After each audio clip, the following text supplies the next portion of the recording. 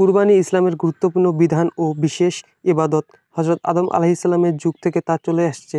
তবে সব নবীর শরীয়তে এর পদ্ধতি এক ছিল না। ইসলামী শরীয়তের যে পদ্ধতিতে নির্দেশিত হয়েছে তার মূল সূত্র মিল্লাতে ইব্রাহিম-তে বিদ্যমান ছিল। এই জন্য কুরবানিকে সুন্নতে ইব্রাহিম বলা হয়। হযরত ইব্রাহিম আলাইহিসসালামের কুরবানির কথা খোদ কোরআন মাজিদে উল্লেখিত হয়েছে এবং এর সঙ্গে জুড়ে আছে এক অবিস্মরণীয় ঘটনা। বহুদিন ধরে ইব্রাহিম আলাইহিসসালামের কোনো সন্তান হচ্ছে না।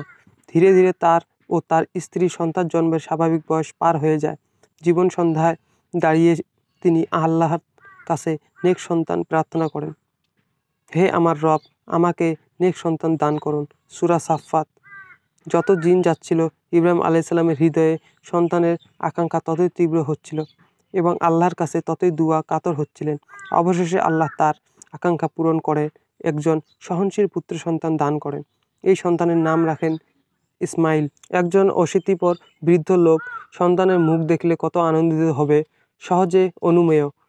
ইব্রাহিম আলাইহিসসালাম শুধু আনন্দিত হননি, আল্লাহর শুকরে আদায় তার হৃদয় ভরে যায়। তিনি শুকর আদায় করে বলেন, সমস্ত প্রশংসা আল্লাহর জন্য, যিনি আমাকে বৃদ্ধ বয়সে ইসমাইল ও ইসহাক দান করেছেন। নিশ্চয় আমার রব দুয়া শ্রবণকারী। সূরা ইব্রাহিম। ইব্রাহিম আলাইহিসসালাম শামে বসবাস করতেন। একসময় আল্লাহর পক্ষ থেকে নির্দেশ এলো পুত্র ইসমাইল ও তার মা হাজরাকে যেন মক্কায় রেখে যান। মক্কায় তখন জনবসতি ও জীবনার্পণ কিছুই ছিল না। তারপরও আল্লাহর নির্দেশ মতো তিনি তাদেরকে সুদূর মক্কায় রেখে যান। ইসমাইল আলাইহিসসালাম ধীরে ধীরে বেড়ে উঠতে শুরু করেন। তিনি যত বড় হচ্ছিলেন তার প্রতি পিতার ভালোবাসা তত বৃদ্ধি পাচ্ছিল। যখন তিনি ছোটাছুটি করার বয়সে উপনীত হন তখন ইব্রাহিম আলাইহিসসালাম এক কঠিন পরীক্ষার সম্মুখীন হন। তিনি স্বপ্নে দেখেন একমাত্র কলিজার টুকরাকে জবাই করছেন। এটা যদিও স্বপ্ন ছিল, কিন্তু নবীগণের স্বপ্ন ওহীর মতো হয়ে থাকে। তাই এই স্বপ্নের অর্থ ছিল যে আল্লাহর পক্ষ থেকে ইব্রাহিম আলাইহিসসালামকে একমাত্র সন্তান ইসমাইল আলাইহিসসালামকে জবাই করার আদেশ করা হয়েছে। ইসমাইল আলাইহিসসালাম যদিও ইব্রাহিম আলাইহিসসালামের দীর্ঘদিনের স্বপ্ন ও দুয়ার ফল, কিন্তু তার কাছে আল্লাহর নির্দেশ ছিল সবার উপরে। তিনি খুশি মনে এই আদেশ পালন করতে রাজি হয়ে গেলেন, কেননা সন্তান আল্লাহই দান করেছে। এখনই তিনি তাকে জবাই করার আদেশ করেছেন। তার দেওয়া সম্পদ তার জন্য কুরবান করতে দ্বিধা কিসের? বান্দার জন্য এটা বরং সৌভাগ্যের বিষয়। ইব্রাহিম আলাইহিসসালাম অতীতে আল্লাহর পক্ষ থেকে অনেক বড় বড় পরীক্ষার সম্মুখীন হয়েছেন এবং সবগুলোতে চূড়ান্ত সাফল্যের স্বাক্ষর রেখেছেন। এই আদেশ পালনও নিজের দিক থেকে তিনি সঙ্গে সঙ্গে রাজি হয়ে গিয়েছিলেন, কিন্তু এটা যেহেতু দুইজনের সাথে সংশ্লিষ্ট বিষয় ছিল, তাই অপরজনের অভিমত জানা বা অন্তত অবহিত করা উচিত। এতে তিনি মানসিকভাবে প্রস্তুতি নিতে পারবেন, অথবা তার কোনো দ্বিধা থাকলে বুঝানো সমঝানো যাবে। ইব্রাহিম আলাইহিসসালাম নিজে স্বপ্নের কথা সন্তানকে জানিয়ে তার অভিমত জানতে চাইলেন। হে আমার বৎস, আমি স্বপ্নে দেখি তোমাকে জবাই করছি, তাই তুমি চিন্তা করে দেখো তোমার অভিমত কি? কিন্তু তিনি তো ছিলেন খলিলুল্লাহর পুত্র এবং ভাবী নবী। তিনি সঙ্গে সঙ্গে উত্তর দিলেন, হে আমার পিতা, আপনাকে যে আদেশ করা হয়েছে তা করে ফেলুন। আপনি আমাকে আল্লাহ চাহেন তো অবশ্যই ধৈর্যশীলদের মধ্যে পাবেন। সূরা সাফফাত। এটা ইসমাইল আলাইহিসসালামের গভীর জ্ঞান ও বিনয়ের পরিচায়ক। ইব্রাহিম আলাইহিসসালাম তার কাছে একথা বলেননি যে আল্লাহ তোমাকে জবাই করার আদেশ করেছেন। তিনি একটি স্বপ্নের কথা বলেছেন মাত্র, কিন্তু ইসমাইল আলাইহিসসালাম বুঝে ফেলেছেন এই স্বপ্নে মূলত আল্লাহর একটি আদেশ। দ্বিতীয়ত তিনি ইনশাআল্লাহ বলে বিষয়টি আল্লাহর কাছে সমর্পণ করেছেন এবং আমাকে ধৈর্যশীলদের মধ্যে পাবেন বলে এ ইঙ্গিত করেছেন যে এই ধৈর্য একা আমার এই কৃতিত্ব নয়, বরং দুনিয়াতে আরও বহু ধৈর্যশীল আছেন। ইনশাআল্লাহ আপনি আমাকে তাদের মধ্যে পাবেন। এভাবে তিনি অহংকার ও আত্মমুগ্ধতার নাম গন্ধটুকু পর্যন্ত খতম করে চূড়ান্ত বিনয়ের প্রকাশ করলেন। যখন পিতা পুত্র উভয়ে আল্লাহর আদেশ পালনের জন্য রাজি হয়ে গেলেন, তখন এলো আসল পর্ব।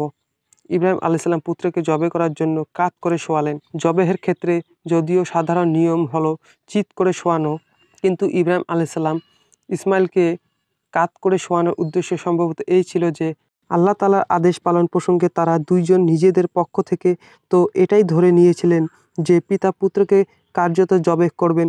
তাই ইব্রাহিম আলাইহিসসালাম পুত্রকে কাত করে শোয়ালেন যাতে ছুরি চালানোর সময় চেহারা নজরে না পড়ে। পাশে পুত্র বাৎসল্য উঠলে মনে ঢলে যায়। এ থেকে অনুমেয় এই আদেশ পালনের জন্য তারা কত আন্তরিক ছিলেন। আল্লাহ তাআলার আদেশ পালনের জন্য তারা যেহেতু তাদের এখতিয়ারধীন সব কিছু করে ফেলেছিলেন, তাই তাদের পরীক্ষা হয়ে গিয়েছিল। অনন্তর আল্লাহ তাআলা তার কুদরতের এক করিশ্মা দেখালেন। তিনি নিজ কুদরতে সেখানে একটি দুম্বা পাঠিয়ে দিলেন। ইব্রাহিম আলাইসাল্লামের আল্লাহর নির্দেশে পুত্রের স্থলে সেটি জবাই করলেন। ইসমাইল আলাইসাল্লাম জীবিত ও নিরাপদ থাকলেন। কুরআনের ভাষায়, অতঃপর যখন তারা উভয়ে আদেশ মান্য করল এবং পিতা পুত্রকে উপর করে শুইয়ে দিল, আর আমি তাকে ডাক দিয়ে বললাম, হে ইব্রাহিম, তুমি স্বপ্নকে সত্যে পরিণত করে দেখিয়েছ। আমি এভাবেই সৎকর্মশীলদের প্রতিদান দিয়ে থাকি। নিশ্চয় এটা ছিল স্পষ্ট পরীক্ষা এবং আমি এক মহান কুরবানির পশুর বিনিময়ে তাকে ইসমাইল মুক্ত করলাম। সূরা সাফফাত। ইব্রাহিম আলাইসাল্লামের এই দুম্বা কুরবানি হলো ইসলামী শরীয়তে নির্দেশিত কুরবানির পদ্ধতির মূল সূত্র। সামর্থ্যবান মুসলমানদের কর্তব্য হলো নির্ধারিত দিনে নির্দিষ্ট পশু কুরবানি করা। এটা কুরআন ও হাদিস দ্বারা প্রমাণিত। আল্লাহ তাআলা ইরশাদ করেন, সুতরাং আপনার প্রতিপালকের জন্য সালাত আদায় করুন এবং কুরবানি করুন। সূরা কাউসার। এই আয়াতে নবী সাল্লাল্লাহু আলাইহি সাল্লামকে এবং তার মাধ্যমে গোটা উম্মতকে নামাজ ও কুরবানির আদেশ করা হয়েছে। আব্দুল্লাহ ইবনে আমর রাদিয়াল্লাহু আনহু এর সূত্রে বর্ণিত এক দীর্ঘ হাদিসে এসেছে, এক ব্যক্তি নবী সাল্লাল্লাহু আলাইহি সাল্লামের কাছে দিন সম্পর্কে জানতে এসেছিল। ফিরে যাওয়ার সময় নবীজি তাকে ডেকে বললেন, আমাকে ইয়ামুল আজহার আদেশ করা হয়েছে। এই দিবসকে আল্লাহ এই উম্মতের জন্য ঈদ বানিয়েছেন।